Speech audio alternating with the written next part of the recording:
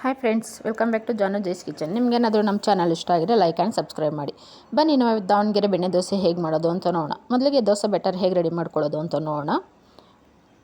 ಇದಕ್ಕೆ 2 glass rice ತೊಗೊಳ್ಳಿ.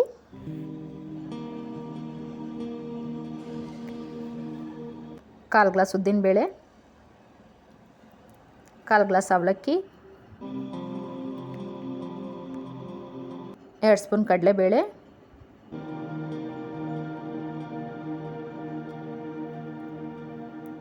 1/2 spoon ಮೆಂತ್ಯ ಹಾಕ್ಬಿಟ್ಟು 6ರಿಂದ 8 ಅವರ್ ನೆನೆಸ್ಕೊಳ್ಳಿ. ಮತ್ತು 8 ಅವರ್ ಫರ್ಮೆಂಟೇಷನ್ ಆಗೋಕ್ಕೆ ಬಿಡಿ. ನೋಡಿ, ಈ ಥರ ಹಿಟ್ಟು ಈ ಥರ ನೀಟಾಗಿ ಉಬ್ಬಿರಬೇಕು. ಆವಾಗ ದೋಸೆ ನೀಟಾಗಿ ಫ್ಲಫಿಯಾಗಿ ಸಾಫ್ಟಾಗಿ ಬರುತ್ತೆ.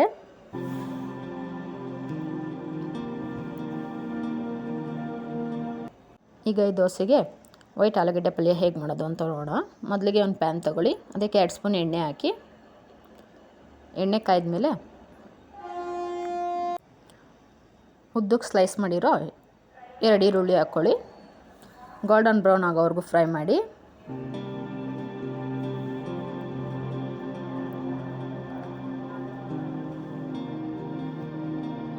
ಈಗ ಇದಕ್ಕೆ ಒಂದು ಸ್ವಲ್ಪ ನೀರು ಹಾಕಿ ಈರುಳ್ಳಿನ ಬೇಯಿಸ್ಕೊಳ್ಳಿ.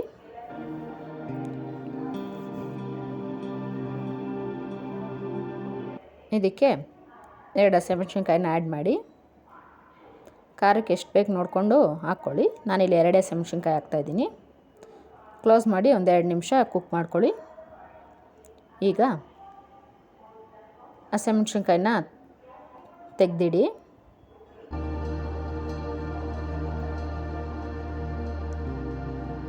ಈಗ ಇದಕ್ಕೆ ಬೇಯಿಸಿ ಸ್ಮ್ಯಾಶ್ ಮಾಡಿರೋ ಆಲೂಗಡ್ಡೆ ಸೇರಿಸಿ ನೀಟಾಗಿ ಮಿಕ್ಸ್ ಮಾಡಿ.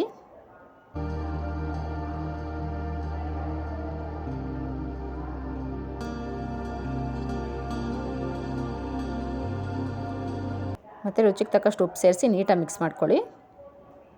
ಈಗ ದೋಸೆ ರೆಡಿ ಮಾಡ್ಕೊಳ್ಳೋಣ. ಒಂದು ತವಾ ಬಿಸಿ ಇಡಿ, ಅದಕ್ಕೆ ಆಯಿಲ್ನ ಗ್ರೀಸ್ ಮಾಡ್ಕೊಳ್ಳಿ. ಈಗ ದೋಸೆ ಹಿಟ್ಟು ಹಾಕಿ ನೀಟಾಗಿ ಸ್ಪ್ರೆಡ್ ಮಾಡಿ.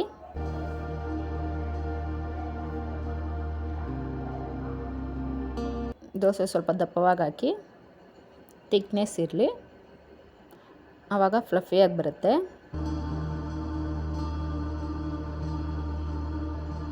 ನೋಡಿ, ಎಷ್ಟು ತಿಕ್ನೆಸ್ ಆಗಿ ಹಾಕ್ಕೊಳ್ಳಿ.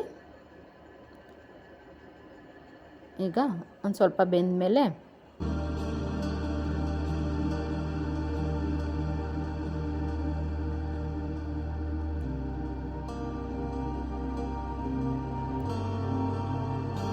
ಒಂದು ಸ್ಪೂನ್ ಬಟರ್ ಹಾಕಿ ನೀಟಾಗಿ ಸ್ಪ್ರೆಡ್ ಮಾಡ್ಕೊಳ್ಳಿ. ನೋಡಿ, ಈ ರೀತಿಯಾಗಿ ನೀಟಾಗಿ ಸ್ಪ್ರೆಡ್ ಮಾಡಿ ಲಿಡ್ ಕ್ಲೋಸ್ ಮಾಡಿ 2 ನಿಮಿಷ ಕುಕ್ ಮಾಡಿ.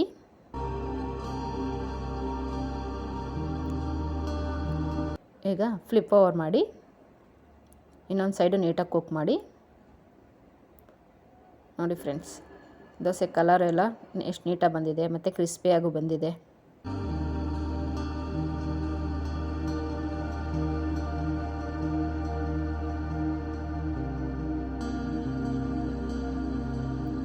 ನೋಡಿ, ದಾವಣಗೆರೆ ಬೆಣ್ಣೆ ದೋಸೆ ರೆಡಿಯಾಗಿದೆ. ವಿತ್ ವೈಟ್ ಆಲೂಗಡ್ಡೆ ಪಲ್ಯ ಆ್ಯಂಡ್ ಕೊಕೊನಟ್ ಚಟ್ನಿ ಜೊತೆ ಟೇಸ್ಟ್ ಮಾಡೋಣ ಫ್ರೆಂಡ್ಸ್. ನೀವು ಮನೆಯಲ್ಲಿ ಟ್ರೈ ಮಾಡಿ ಫ್ರೆಂಡ್ಸ್. Thank you.